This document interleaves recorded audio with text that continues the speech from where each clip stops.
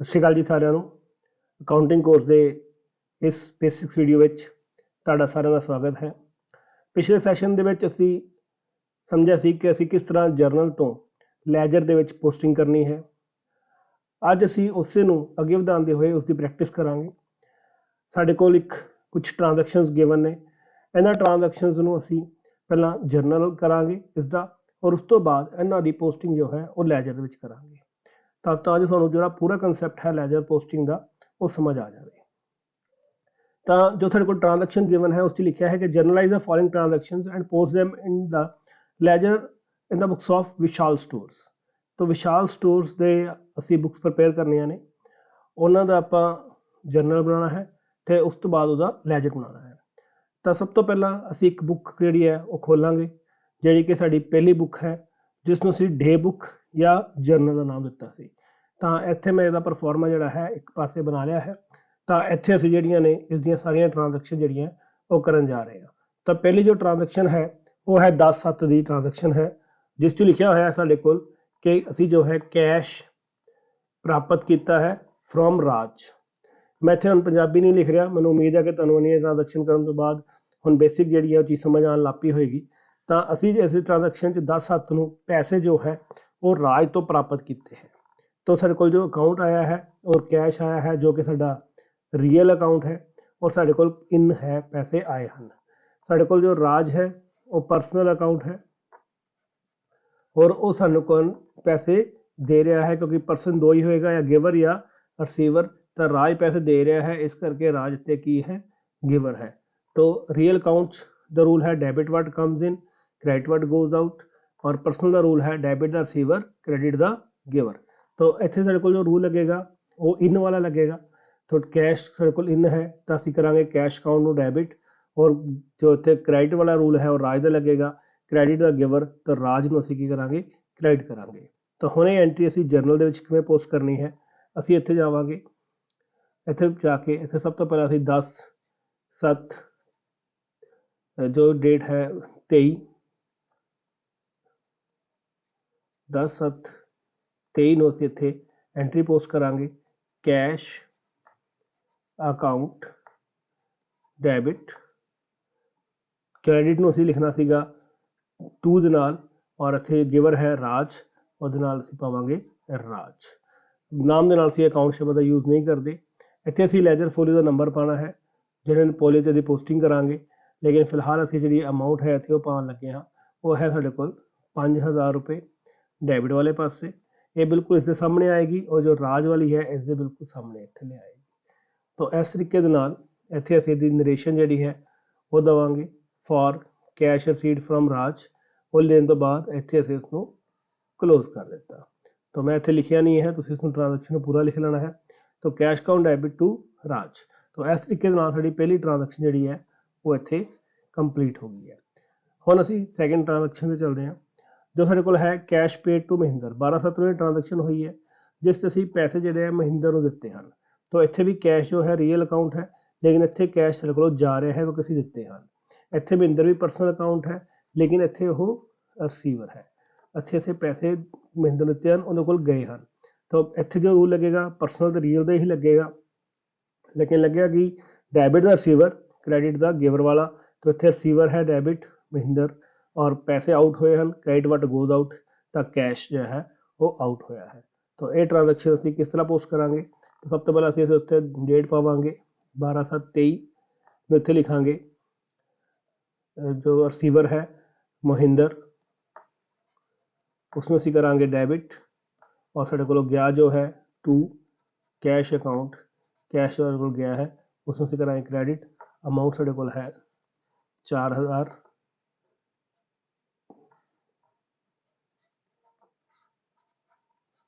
To cash account amount है 4000। तो इस तरीके साढ़े को जो ट्रांजैक्शन होएगी। नैक्सट साढ़े को है 13/7 को रेंट रिसीव्ड 10,000। 13/7 को असी जो है वो रेंट प्राप्त किया है। तो जो असी रेंट प्राप्त किया है तो इसका मतलब होया कि रेंट जो है साढ़े को इनकम हुई है। जो साड़ी इनकम है ये साड़ा किहड़ा अकाउंट हुंदा है, ये नॉमिनल अकाउंट है। और नॉमिनल ਅਕਾਊਂਟ ਜਿਹੜਾ ਹੈ ਉਸ ਇਹਦੇ ਵਿੱਚ ਅਸੀਂ ਰੂਲ ਕੀ ਹੈ, debit all the expenses and losses, credit all the income and gains. ਤਾਂ ਜਦੋਂ ਇਨਕਮ ਹੋਈ ਹੈ ਤਾਂ ਸਾਨੂੰ ਕੁਝ ਪੈਸੇ ਪ੍ਰਾਪਤ ਹੋਏ ਆ, ਤਾਂ ਹੀ ਉਹ ਇਨਕਮ ਹੋਈ ਹੈ। ਸਾਨੂੰ ਕੋਈ ਪੈਸੇ ਦੇ ਗਿਆ 10,000 ਰੁਪਇਆ, ਉਹਨੇ ਕਿਹਾ ਜੀ ਰੈਂਟ ਹੈ ਤੁਹਾਡਾ, ਤੇ ਇਹਦਾ ਮਤਲਬ ਪੈਸਾ ਸਾਡੇ ਕੋਲ ਆਏ ਹਨ। ਜੋ ਰਸੀਦ ਦਾ ਮਤਲਬ ਹੈ ਇੱਥੇ ਕੈਸ਼ ਸਾਡੇ ਕੋਲ ਜੋ ਹੈ ਉਹ ਇਨ ਹੋਇਆ ਹੈ। ਤਾਂ और किस करके होया है, रेंट करके होया है, और रेंट मिलना साड़ी आमदन होगी। तो इस करके इत्थे जो रूल लगेगा वो रियल वाला लगेगा कैश ਲਈ, और नॉमिनल ਲਈ जो है वो रेंट ਲਈ नॉमिनल लगेगा इनकम वाला। तो ਇੱਥੇ ਅਸੀਂ ਜੋ ਸਾਡੇ ਕੋਲ ਆਇਆ ਹੈ ਕੈਸ਼, ਉਸਨੂੰ ਅਸੀਂ ਡੈਬਿਟ ਕਰਾਂਗੇ ਔਰ ਇਨਕਮ ਨੂੰ ਕ੍ਰੈਡਿਟ ਕਰਾਂਗੇ। ਤਾਂ ਸਾਡੇ ਕੋਲ ਕੀ ਹੋਇਆ, ਕੈਸ਼ ਆਇਆ ਹੈ, ਤਾਂ ਅਸੀਂ ਇੱਥੇ ਕੈਸ਼ ਅਕਾਊਂਟ ਨੂੰ ਕਰਾਂਗੇ ਡੈਬਿਟ। और एक क्यों आया है, क्योंकि इनकम हुई है रेंट की, तो असं इतने लिखांगे टू रेंट अकाउंट जोड़ा है अमाउंट होएगी इसके सामने 10,000 चला टू रेंट अकाउंट अमाउंट होएगी 10,000। तो इस तरीके ये साड़ी ट्रांजैक्शन जी है वो कंप्लीट होएगी। नैक्सट साढ़े को आएगा 15/7 डेट है सैलरी पेड। तो इत्थे की होया कि असीं सैलरी जो है दिती है, पेड का मतलब होया साडे कोल पैसे गए हैं। हुण क्यों गए हैं, क्योंकि असीं तनख्वाह दे रहे हैं। तनख्वाह देने का मतलब की होया कि साडा खर्चा हो गया, असीं काम कराया उहदे बदले तनख्वाह दित्ती, खर्चा हो गया तो नॉमिनल अकाउंट, पेड होया तो कैश आउट होया, तो कैश आउट होया तो साडे कोल रियल अकाउंट। तो सैलरी खर्चा है, खर्चे च नॉमिनल अकाउंट आ गया, तो रूल बन गया debit all the expenses and losses. तो असीं सैलरी नूं डैबिट करांगे, साढ़े को गया कि कैश आउट होया, रियल अकाउंट का रूल लग गया क्रेडिट वट गोज आउट, तो कैश नूं क्रेडिट करांगे।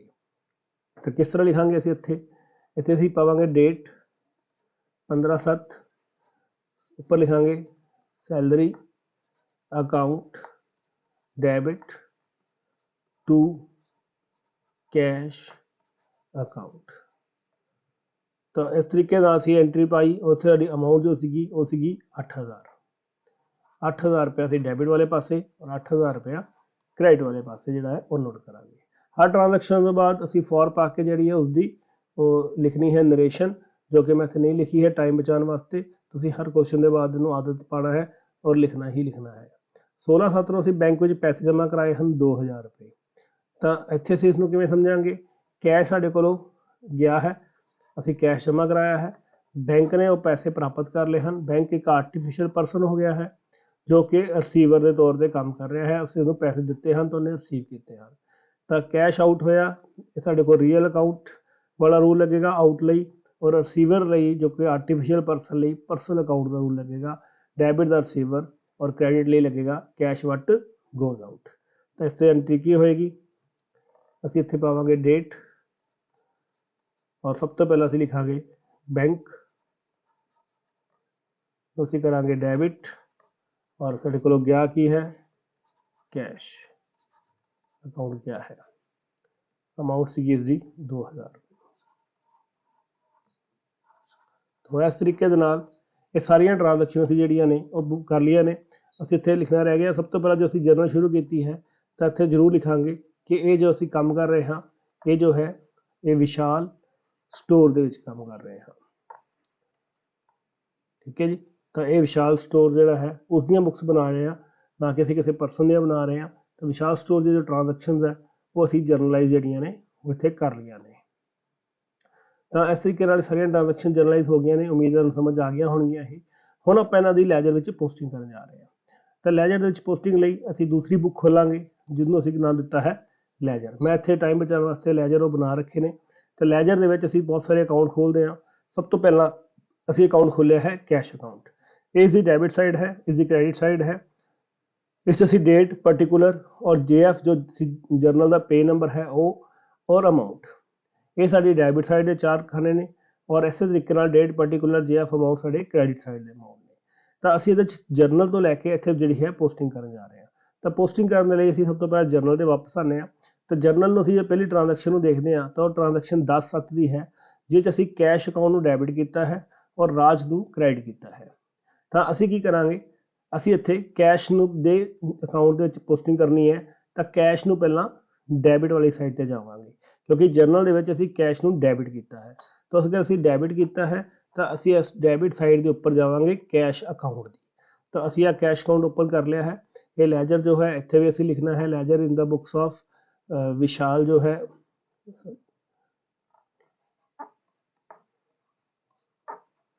ਵਿਸ਼ਾਲ ਸਟੋਰ ਦੀ ਜੋ ਬੁੱਕਸ ਨੇ ਉਹਦੇ ਵਿੱਚ ਅਸੀਂ ਇਹ ਕੰਮ ਕਰ ਰਹੇ ਹੈਗੇ ਆ। ਤਾਂ ਇਸ ਤਰੀਕੇ ਦੇ ਨਾਲ ਵਿਸ਼ਾਲ ਸਟੋਰ ਦੀ ਬੁੱਕਸ ਵਿੱਚ ਕੰਮ ਕਰ ਰਹੇ ਹਾਂ।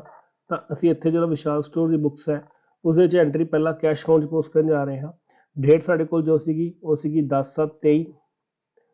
ਅਸੀਂ उसदे विच कैश ਨੂੰ ਡੈਬਿਟ ਕੀਤਾ ਹੈ ਤਾਂ कैश ਦੀ ਡੈਬਿਟ ਸਾਈਡ ਤੇ ਆ ਕੇ ਲਿਖਣਾ ਕੀ ਹੈ ਟੂ ਰਾਜ। ਦੂਸਰਾ ਜੋ ਟ੍ਰਾਂਜੈਕਸ਼ਨ ਹੈ ਉਹ ਲਿਖਣਾ ਹੈ, ਮੈਂ ਤੁਹਾਨੂੰ ਪਿਛਲੇ ਸੈਸ਼ਨ ਦੱਸਿਆ ਸੀ ਕਿ ਆਪਾਂ ਜਦੋਂ ਵੀ ਲੈਜਰ ਬਣਾਉਣਾ ਹੈ ਆਪਣੇ ਅਕਾਊਂਟ ਦੇ ਵਿੱਚ ਆਪਣਾ ਨਾਮ ਨਹੀਂ ਲਿਖਣਾ ਹੈ।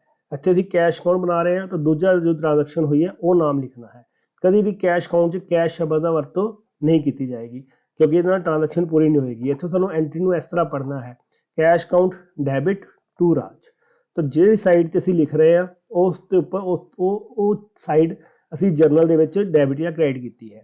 तो इस केस दे विच असीं कैश नूं डैबिट किया सी तो कैश की डैबिट साइड से टू राज जिहड़ा है वो पोस्टिंग कर ली है। हुण दूसरा जो साडे कोल इसे दा साइड है वो है राज। हुण असीं अकाउंट होर ओपन करांगे राज अकाउंट जो कि मैं नीचे खोल रहा है। राज परसनल अकाउंट है इस करके अकाउंट शब्द असीं नाल नहीं वरतदे हां। सिंपल असीं राज का अकाउंट खोलिया है तो साडे कोल इत्थे असीं डेट पाई। सब तो पहला राज नूं असीं कीता की है ये चैक करना है। तो सानूं पता है कि राज नूं असीं क्रेडिट कीता है तो अगर राज नूं क्रेडिट कीता है तो राज दी असीं क्रेडिट साइड के उपर आ जावांगे। आ डैबिट साइड है आ क्रेडिट साइड है डेट है। तो असीं सब तो पहले डेट आई 10/7/23 इत्थे पाया और इत्थे लिखिया जो असीं क्रेडिट साइड का यूज़ करना है तो बाय शब्द यूज़ करना है। तो असीं कैश नूं डैबिट किया सी उत्थे तो इत्थे आएगा बाय कैश।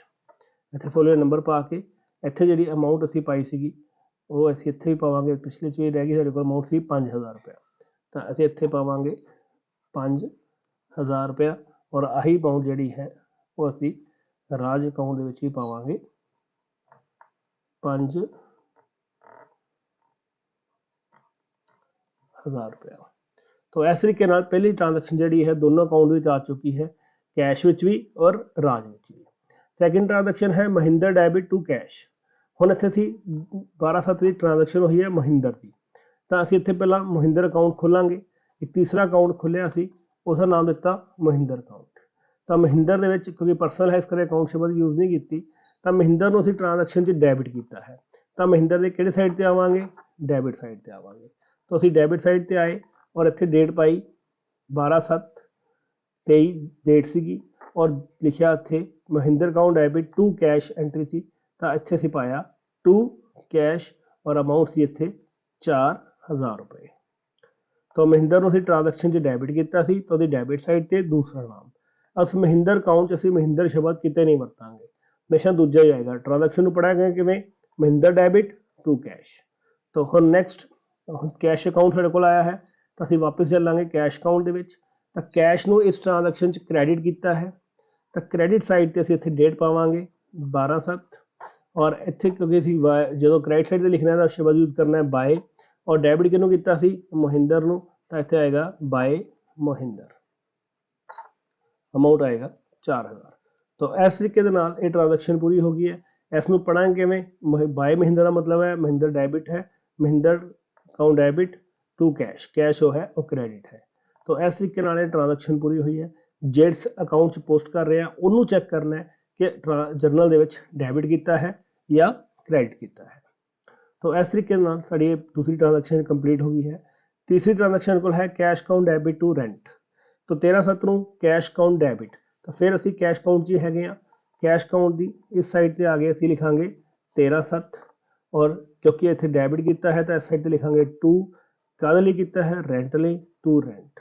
तो अमाउंट जिहड़ी है वो है 10,000 रुपये।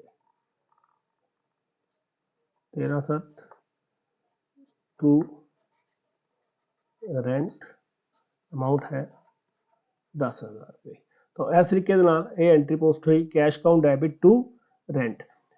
एक जो भी सैट ऑफ ट्रांजैक्शन है जिवें विशाल स्टोर असीं काम कर रहे हैं तो इस दे विच एक कैश अकाउंट एक बार खुलेगा एक अकाउंटिंग पीरियड दे विच। तो असीं इस जो महीने का काम कर रहे हैं जब 23-24 का काम कर रहे हैं ये कैश अकाउंट असीं एक बार खोलिया तो सारिया जिन्नियां भी कैश नाल रिलेटेड ट्रांजैक्शन है ਉਹ ਸਾਰੀਆਂ ਇੱਥੇ ਹੀ ਆਉਣਗੀਆਂ। ਤਾਂ ਇੱਥੇ ਜੋ ਦੂਜਾ ਅਕਾਊਂਟ ਆਇਆ ਹੈ ਰੈਂਟ, ਉਹ ਸਾਨੂੰ ਖੋਲ੍ਹਣਾ ਪਏਗਾ। ਰਾਜ ਖੋਲ੍ਹਿਆ ਹੋਇਆ ਸੀ ਅਸੀਂ, ਮਹਿੰਦਰ ਖੋਲ੍ਹਿਆ ਹੋਇਆ ਸੀ, ਤਾਂ ਅਕਾਊਂਟ ਹੋਰ ਖੋਲ੍ਹਿਆ ਰੈਂਟ। ਤਾਂ ਰੈਂਟ ਨੂੰ ਅਸੀਂ ਦੇਖਾਂਗੇ ਕਿ ਅਸੀਂ ਡੈਬਿਟ ਕੀਤਾ ਹੈ ਕਿ ਕ੍ਰੈਡਿਟ ਕੀਤਾ ਹੈ।